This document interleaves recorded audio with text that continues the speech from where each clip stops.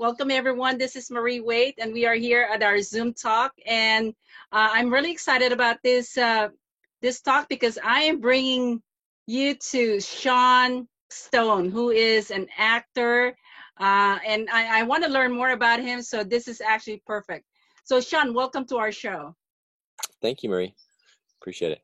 Yeah. So, Sean, it looks like you are in some very peaceful location. Where are you now? Yeah, we're outside of Ojai, in California, Southern California, but just not wanting to be in LA. Right now with the lockdown taking place, it's sort of stifling, I find. At least out here, we have trails and parks are open, and we can be in nature and not have to feel like we're quarantined. Okay, it's beautiful out there, though. That Yeah, is really nice. yeah. Anyway, you and I met at the Golden Gala in Los Angeles, and that was really that was more of an accident because you were behind me and I started talking to you. Indeed, yeah, yeah. It was a fun night. It was on Oscar night. Demi Moore was talking, and I loved uh, her speech. Actually, I was really impressed. I didn't realize that she was sort of spiritually attuned to that way, such a degree. She was very present, and she was really drawing upon this principle that is sort of common parlance in the spiritual community, but Okay. people have to come to understand it more and more in all walks of life, which is what showing up for the moment, being present to the moment, to the experience, and not just being fixated as we have been through our history as in material culture, being fixated on the end result and the product, right? And so she had this great talk where she was like, it's not just about, yeah, great, I made this movie, I achieved that. She's like, what about the process? What about just showing up and being in the moment and the experience, the emotions that are involved with with everything that goes into this moment and moment of our experience and our existence, not just in the end product which we're looking to achieve, and then basically what we can hold up as an achievement, but those achievements don't make a life. It's everything in between. So I liked her talk, and it resonated with a lot of the things that I've come to um, realize in my own consciousness more and more over the years. Yeah, I also enjoyed it. She was really very elegant and she spoke well at that event. But at the same time, you also informed me that you are an actor, and I wanted to learn more about that. How did it start for you, and how long have you been in the acting industry? Yeah, sure. I mean, I never really considered myself an actor per se. It's more like, I have acted as an opportunity of self-expression. I think that in life, I feel more and more that, we as humans find different ways of expressing ourselves. If we have the opportunity, it might come in a film or a TV show or on a stage. In my case, I was a kid playing in movies like JFK and The Doors, Natural Born Killers, and then later, I guess later in my 20s, I was in my film called Greystone Park, which Okay. was based on my experiences in haunted mental hospitals. And I also played in films, the film Savages, in a small scene. And then I did a couple of the films that I was playing more prominent roles in. The last one that came out is called The Fury of the Fist and the Golden, Yes. which is a martial arts comedy with a great cast. And it was a lot of fun to shoot that. Yeah, I saw a little bit of it, and it looks so much fun. Just watching some of it, short clips of it. So, what was that? What was the entire experience for that? I know it was fun, but did you learn a lot from it, or what was the favorite part of that movie? Sure, sure. I mean, it was it was fun to play an 80s action hero, right? That was my role. And it's a total 80s send up movie, right? Where we had a great cast of guys like Michael Dudikoff and Denny Trejo and Don the Dragon Wilson. And every day it was like a different iconic actor showing up on set, Timok from The Last Dragon. So really great crew and cast to work with. And for me, it was just so much fun because the film was completely ridiculous and over the top, but I got to deliver these one-liners and do my own stunts. So I really enjoyed that experience as a whole. And then we've released it now and I wish more people knew about it, because I know there's a huge audience of guys who like martial arts. They like the Yeah. 80s. They like, that kind of absurd comedy, kind of like Napoleon Dynamite or Kung Fu Hustle, right? Like movies like that. That's the style of this movie, The Fury of the Fist. So overall, it's capturing. And he said, every time you go through a project and you work on a film, it's a moment in time of a lot of energy, and like you get very close and you're working intensively for months, and then all of a sudden it just disbands, and it just lives on as a 2-hour experience that people can watch on their phone or their computer. I mean, it's sort of interesting how we condense so much energy, almost like an atomic bomb or something. You put so much energy into something. Actually it's the reverse of atomic bomb. You're pulling it back inside, taking all the energy and putting it back, and then it ends up as just a little atom, a little movie that you can hold in your hand at the end of the day. So do you see yourself more on those kind of characters in the movies? How do you mean? I don't understand. More of those comedy, fun characters. To me, it's when acting, it's more like what are the characters that interest me as a person. I guess that's what it boils down to. So I don't really act, like as a profession. I don't see myself as an actor, but I think that I take the roles that come my way that feel like they're resonant with my interests. And I see. It's difficult to say anything in specific, because I've played in, I've never done really a rom-com, but I've definitely played in some dramatic roles in films, and I enjoyed those as well. I don't think that it's again, it's not about putting yourself into one box. It's just about expressing. Just whatever is presented to you. No, not whatever is presented, but just saying that expressing the self through different mediums, right? Different means I see. of expressing the self, as long as it feels resonant with my soul. I see. So how many years have you been in the acting industry? I mean, I'm thinking it's probably. Again, I mean, I don't consider myself in the industry, but I guess I started when I was like, I was in a film when I was 2 years old. So. Okay. Wow. Okay. So it's really I've been around pretty much this a long time. Okay, I see. Now, do you have any goals being in that industry? I mean, I know that it's not so much of what it's like you're doing other things too, as far as I can see. Is that your focus, or there are other things that you would like to do? I work towards the things that I enjoy in life. Okay. So, whether it's doing morning meditations, which I offer, like on Patreon, just giving people a little guided meditation opportunity, because I have a spiritual practice that I work on every day, and I think it's important to offer that to others that are interested in it. Okay. Whether it's doing things like this or hosting, I've hosted shows over the years. Buzzsaw was a show that went on YouTube and then to Gaia. Watching the Hawks, which was on RT internationally for 5 years. And so, I mean, I've hosted and done a lot of, presentational work like this. Okay.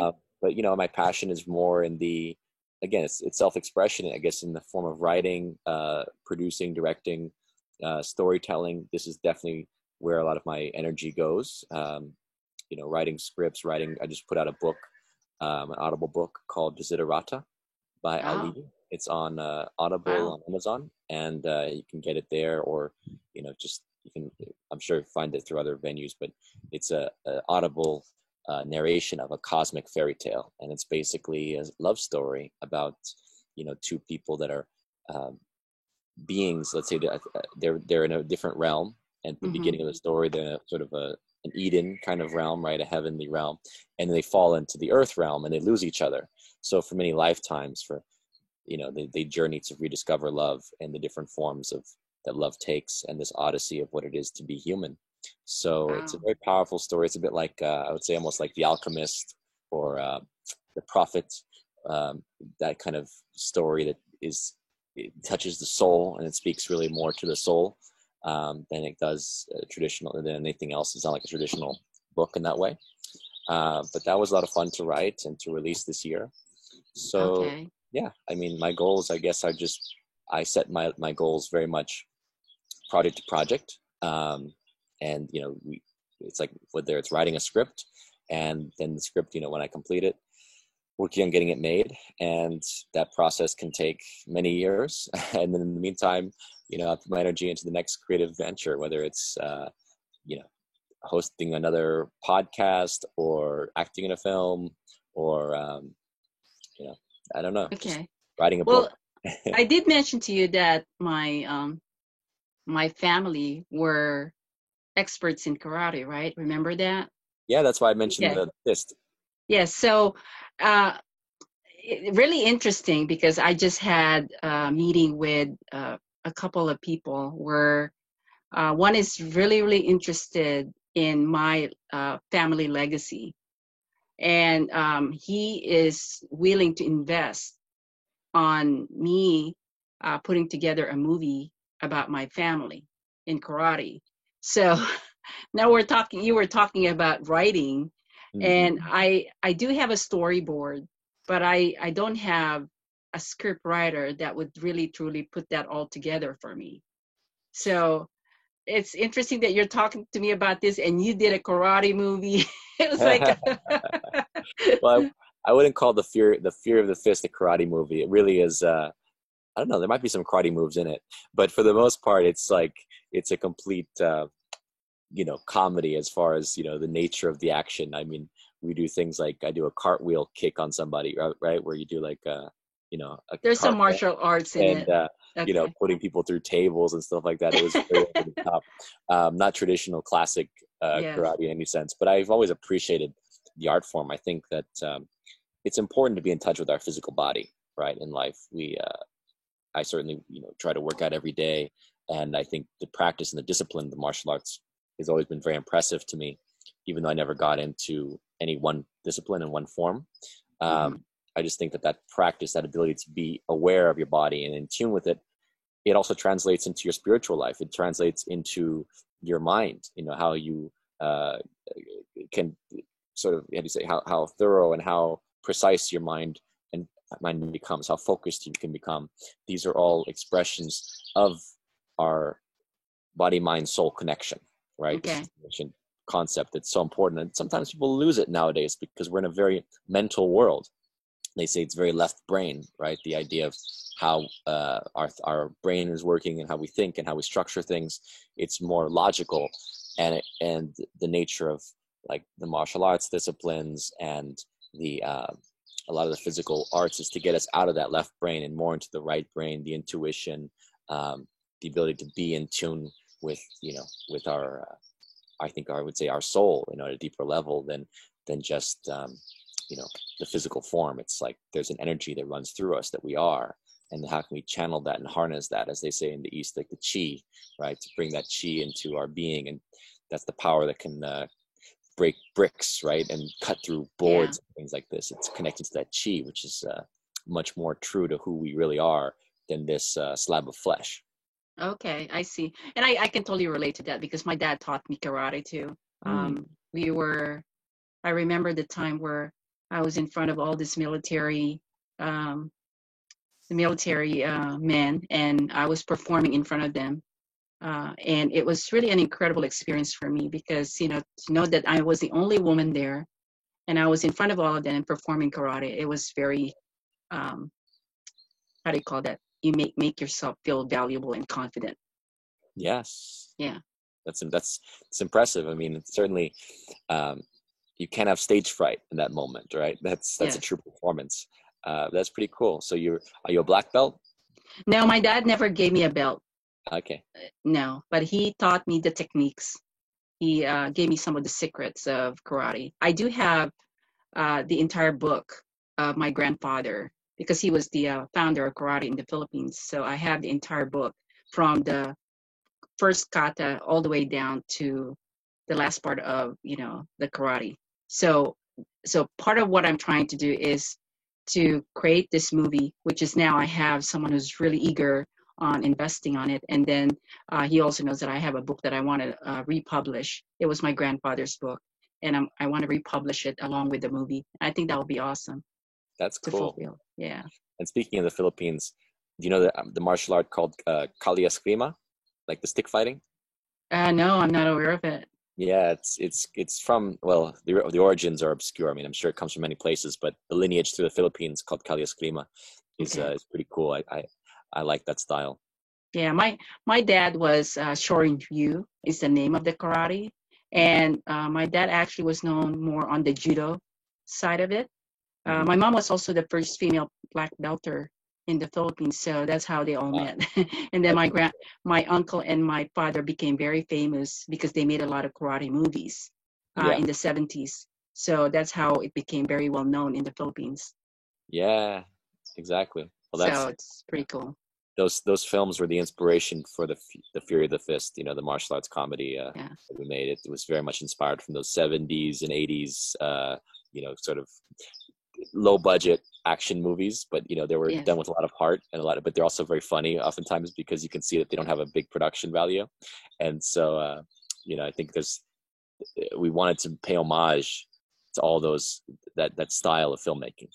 Yeah, it is pretty cool because my uncle was the only one who was climbing the wall and doing his sidekick and then fighting about 100 men, and he was the only standing Yeah, exactly. at It's the completely theater. ridiculous.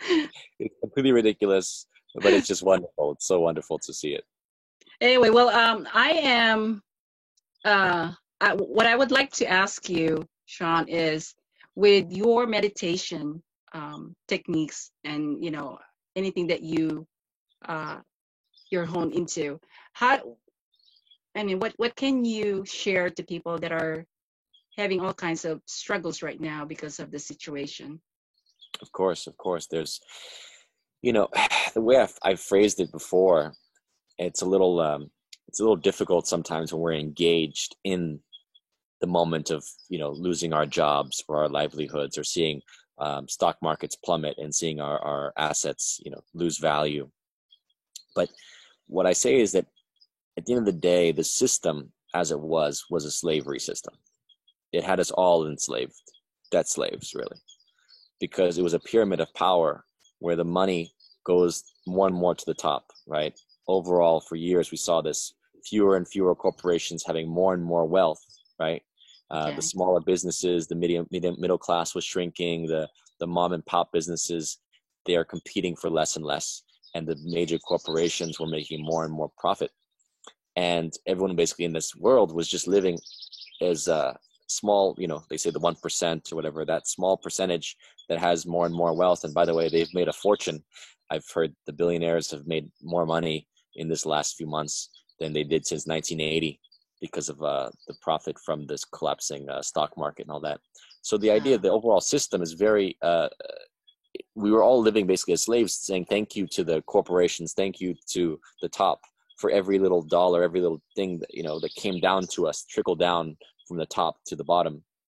And that was a form of slavery because not just in the same sense of debt, but in the mental landscape, that we were all beholden to a system of economy. And I think this moment, as the whole thing has stopped in a sense, the global economy has stopped. I mean, not to say that it's completely, obviously people are still transacting, but that modality, I think people are realizing they have to shift out of that modality. They have to shift into a new way of seeing the world, human to human, not corporation to human, or mm-hmm. corporation to corporation, human to human transactions, human to human economics. The idea of just coming back to our basic wants and needs, getting away from a lot of things that were put into our brains by marketers, by people selling us goods and things that we didn't even need or really want, but we were told, to have this and have that.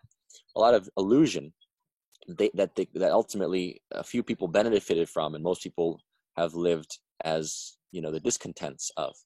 So I say, take this opportunity to really reset, to come back to earth in a sense, put your feet in the earth, connect to nature, remember what really matters in life, which is life itself is what matters, right? Life is what we are here to experience and to be and to cherish and to love and to live. It's oxygen, it's trees, it's water, it's basic things.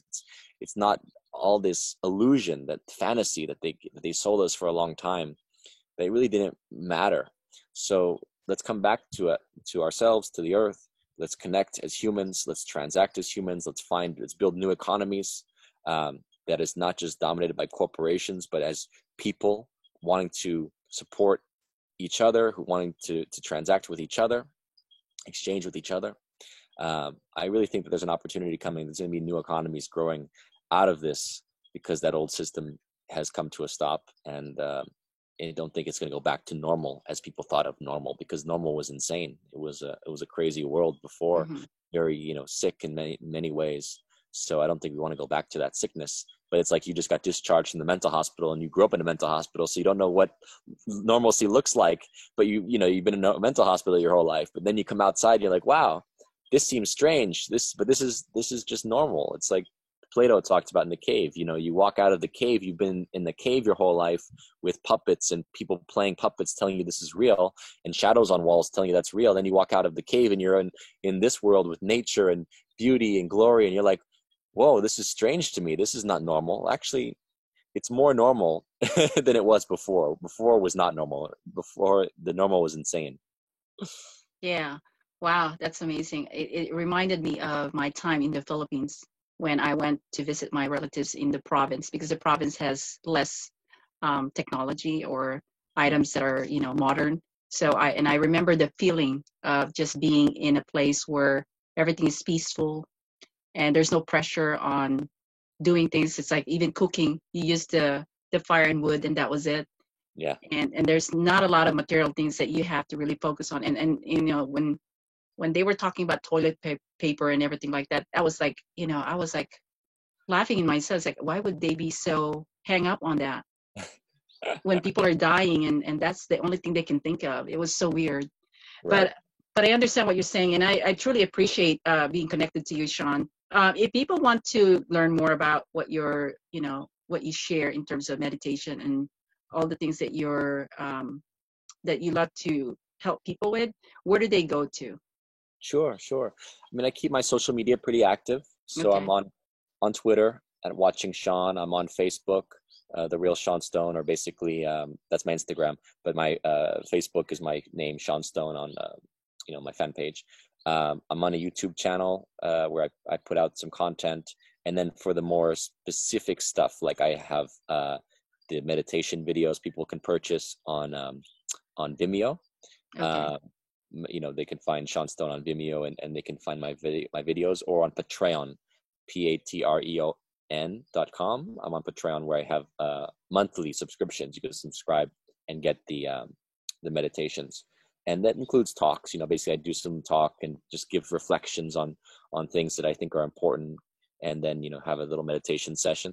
So again, it's meant to get people out of the old modality, the old paradigm that we were living in, and then start to reflect and think differently. That's the way I've always thought differently. I've always seen things a little bit differently. I have an education in history, so I understand cycles, and what we're coming to is now the end of a certain cycle of extreme materialism.